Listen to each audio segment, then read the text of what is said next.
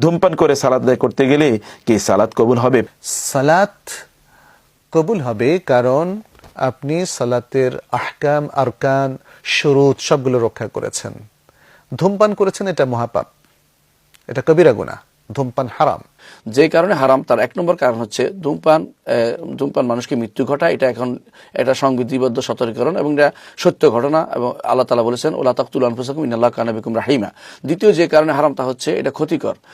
নিজে খেলো, নিজেও কবিরা গুনাহ করলো, অন্যদেরকেও সে কষ্ট দেওয়ার মাধ্যমে কবিরা গুনাহ করলো। এর উপায় হবে কি? এবং এরা এই যে কষ্ট পাওয়ার কারণে তার উপর যে সে জুলুম করলে, জুলুমের প্রতিকার কি হবে? আল্লাহ সুবহানাহু ওয়া তাআলা তিনি তো জুলুম করাকে হারাম করেছেন। আল্লাহ রাসূলুল্লাহ সাল্লাল্লাহু আলাইহি ওয়াসাল্লাম বলেছেন লা দরারা ওয়ালা দিরারা, ক্ষতি করাও যাবে না, ক্ষতি সহ্য করা যাবে না, ক্ষতির প্রচার প্রসার করাও যাবে না, এবং ক্ষতি মেনেও নেওয়া যাবে না।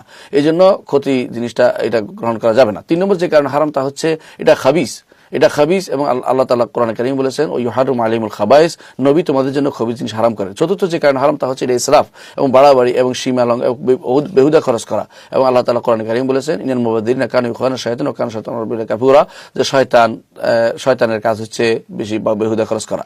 এই সমস্ত কারণে এটা হারাম। এই হারাম কাজটার কারণে সালাত বাতিল হওয়ার কোনো দলিল নেই। সিগারেট খেলে তার ওজন নষ্ট হয়ে যাবে না, সিগারেট খেয়ে গেলে তার সালাত হবে না, এ কথা বলতে পারছে না। কিন্তু সিগারেট খেলে সে যে মুসলমানদেরকে কষ্ট দিল, ফেরেশতাদেরকে কষ্ট দিল, মুসলমানদেরকে কষ্ট দেওয়া তো হারাম। এটা খেয়ে সালাত আদায় করবে যে ব্যক্তি, তার সালাত শুদ্ধ হয়নি এটা আমরা বলতে পারবো না। আমরা বলবো যে সালাত পড়বে না, কারণ সালাত ভঙ্গের কারণ কিন্তু এটা নয়।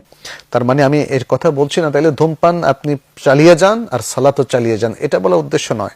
আমাদের অনেক ভাইরা অনেক সময় যখন এভাবে আমরা উত্তর দিই তখন মনে করে যে ধূমপানকে আমরা পারমিট করছি। কিভাবে পারমিট করব আমরা? ধূমপানটা তো হারাম, স্পষ্ট হারাম, এবং এটা হারাম হওয়ার উপর অনেকগুলো দলিল আছে। অনেকে আবার বলে যে এটা মাকরুহ।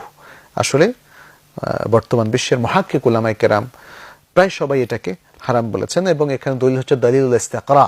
এটার কারণে সবচেয়ে বেশি ক্ষতিগ্রস্ত হয় যারা খায় না, তাদের ক্ষতি বেশি হয়, এবং যারা খায় তার থেকেও যারা পাশে থাকে তাদের বেশি ক্ষতি, এবং অনেক সময় সেটার কারণে তারা মসজিদে সালাত আদায় করতেও কষ্ট হয়। রাসূলুল্লাহ সাল্লাল্লাহু আলাইহি ওয়াসাল্লাম যেখানে পেঁয়াজ খেয়ে বা রসুন খেয়ে মসজিদে সালাত আদায় করতে নিষেধ করেছেন, এই অবস্থায় যতক্ষণ পর্যন্ত না তাড়ানো হচ্ছে সেই গন্ধটা, ততক্ষণ সেখানে এই হারাম জিনিসটা খেয়ে কিভাবে মসজিদে মানুষ যেতে পারে?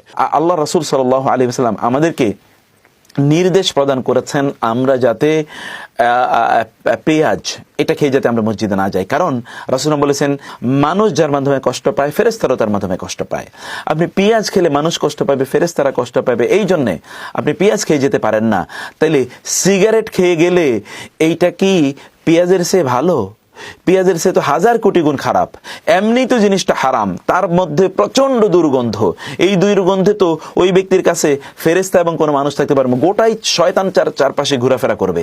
অতএব শয়তান তার চারপাশে ঘোরাফেরা করুক, এটা কি সে চায়? এই জন্য আমরা তাকে বলবো যে আপনি এটা খেয়ে মসজিদে যাবেন না। তারপর কবুল কর্ম আল্লাহ তাআলা যদি কবুল করে ফেলেন, তাকে ক্ষমা করে দেন, সেটা আলাদা কথা।